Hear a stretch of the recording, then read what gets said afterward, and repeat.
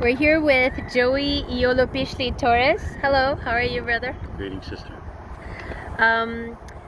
We would like to learn a bit more about your own journey towards finding your identity, and then maybe learn a bit more about what the challenges are that the Muwekma Ohlone are facing and what your people are doing about it. So maybe we can start with your own personal journey and how you came to learn that you're Muwekma Ohlone, whether you knew from the beginning or, yeah, please. Yeah, I was raised this way. I was born a Muwekma, born an Ohlone relative. It's hard being an Ohlone. It's hard being a Muwekma in our homeland. Because Why? everything is political. You speak a language of development of business here. Everything that was STEM. This is the boom, the baby boomer of technology from bioengineering. We talked about Leland Stanford. We talked about Jane Hurst or Phoebe Hurst, and this area of agriculture movements. You got Google, PayPal, Netflix, Apple, Meta, all created here on my homeland. Elon, you got AI. So there's a reason why, particularly, it's not just because of the community that's here, that got brought here through different ways, from the farming, agriculture. This is very much, there's an energy here to our homeland. And my mom in the 80s, she, Jerry,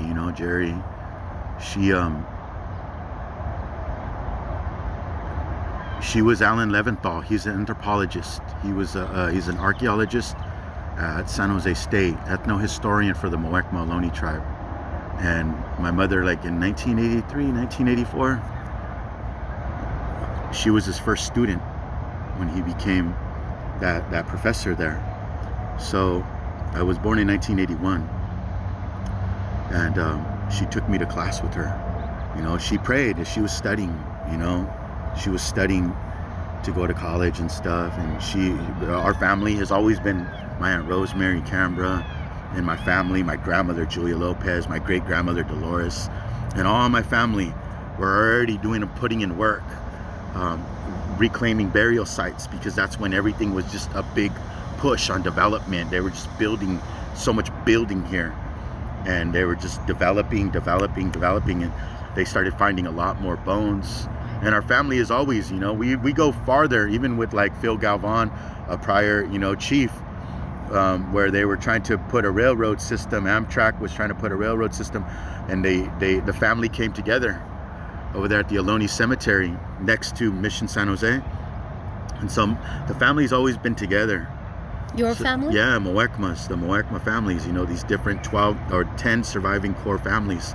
They've always been together and pushing for these agendas. Are you Muwekma from both your mother's and your father's side? No. I'm a Muwekma from my mother. So your mother, your grandmother, your great-grandmother. All matriarchal. That's awesome. Yeah, and so my mom always had it, like, because it like the culture was always at war. It's always been a hard thing, because at that time you had like the embracement of Christopher Columbus parades, and like just so much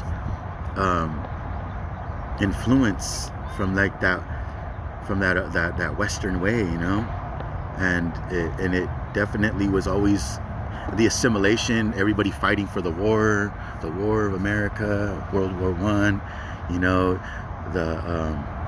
the car, the revolution, so there's different cycles that we've been through, different cycles, and our family stayed together.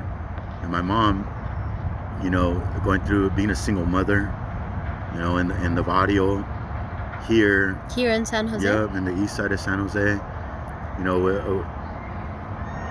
Do a lot of Native Americans live here? Well, everybody here is native. You know what I mean? Like, they just don't. Well, everybody's not a native. I'm an immigrant. Other people are immigrants. Well, I mean, here in this particular area, they're indigenous. Okay. Indigenous, right? Native to the land. Okay. It's a spiritual thing. It's a mental thing. You can call yourself a citizen. You can call yourself you know, whatever you identify yourself, but you have an origin. That's the thing, is my origin here. This is where I come from. This is where my spirit come from. You have a place of land where your spirit come from. Everybody has that. It's just all these brown faces and red faces here in this park and around this entire area all stem from the same North Pacific water line. So we all had this, they're just traveling relatives who've come here before. Their ancestor cycled in here and they've come back here. That's what I truly believe. You know, I truly believe that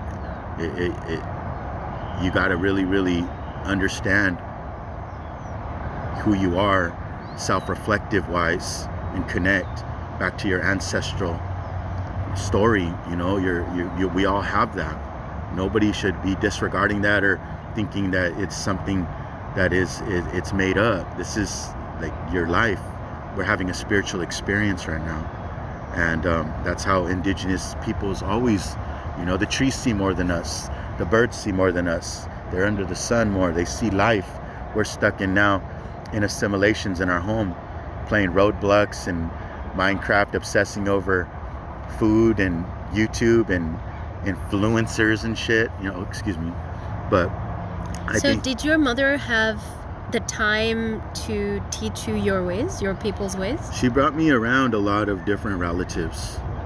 You know, I've been raised around a lot of neighboring tribes, Ogallala relatives who took us in. Where are the Ogallala from? Where from are their Lakota lands?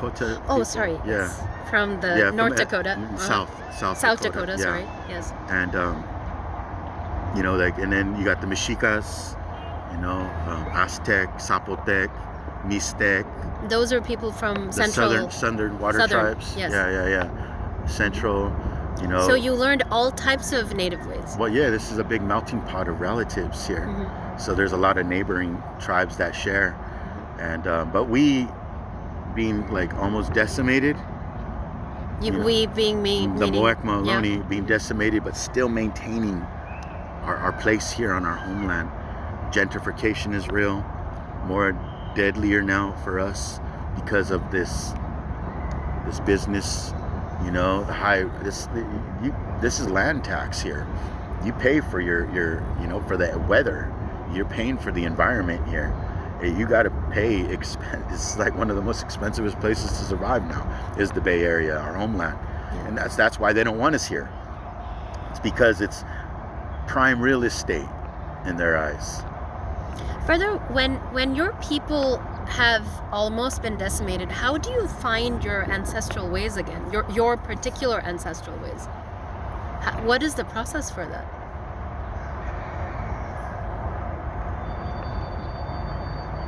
Well, ceremony, you know, good relatives bringing you in, humility, compassion from our neighboring tribes to bring us in their home and share with us maybe a meal, share with us a little perspective to help doctor you, little medicine on you, you know, putting good intention with the word, the sound, the medicine of giving you some information of their story.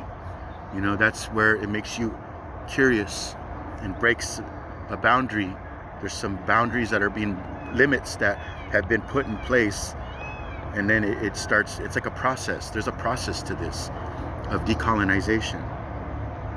Would it be fair to say that you're remaking your own culture again as Muwekma? It's always been there. Culture is there. Culture's in the trees. Culture's in our forests. Culture's in our ocean. That's our culture. You know what I mean? It's just connecting. Reconnecting. You know, that's it. It's a reawakening. The spirit. Yeah. And it's there. That's why it's dormant. It's never been taken away. It's never been gone. It just got a little clouded. It's a little hazy.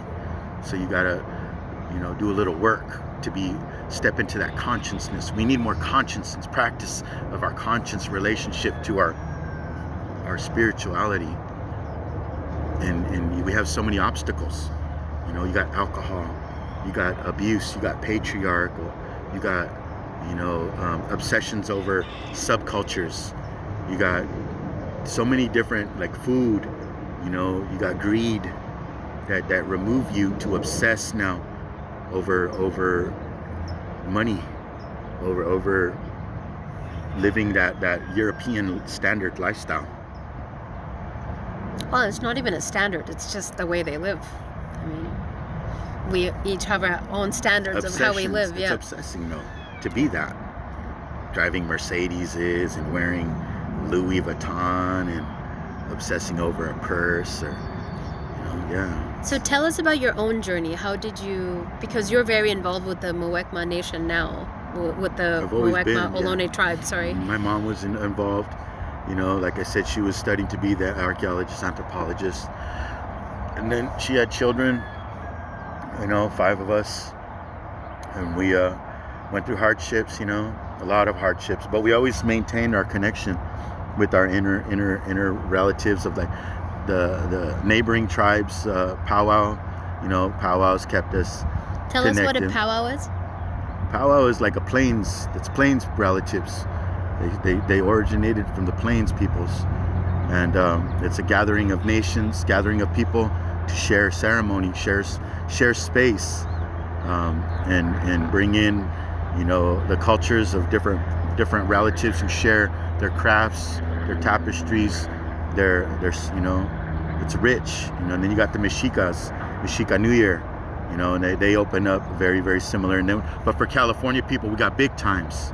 There's big times. What's big time? Very similar. It's just like that social gathering where we share our song and dances with each other. And you give medicine to each other. Yeah, we help we help one another. Everybody brings their prayer. Everybody brings their what they ask. Everybody's going through something. It's hard being an Indian. It's hard being us. Now in this modern day, 2025, there's so many different. But you're still here. Yeah. Resilience. There's a resilience. It's now there's an invokement as we invoke the spirits to the land. Now we know how to do it. There's certain ways we could talk. There's certain things that we're not getting hunted for. There's certain things we're not getting our faces smashed in, getting our noses cut off for the bounties. You got your noses cut off? Yeah. They issued that. That was one of the things. At first it was the scalp, and then they had this desperate urge to remove us. So it was the request of the ear, the nose,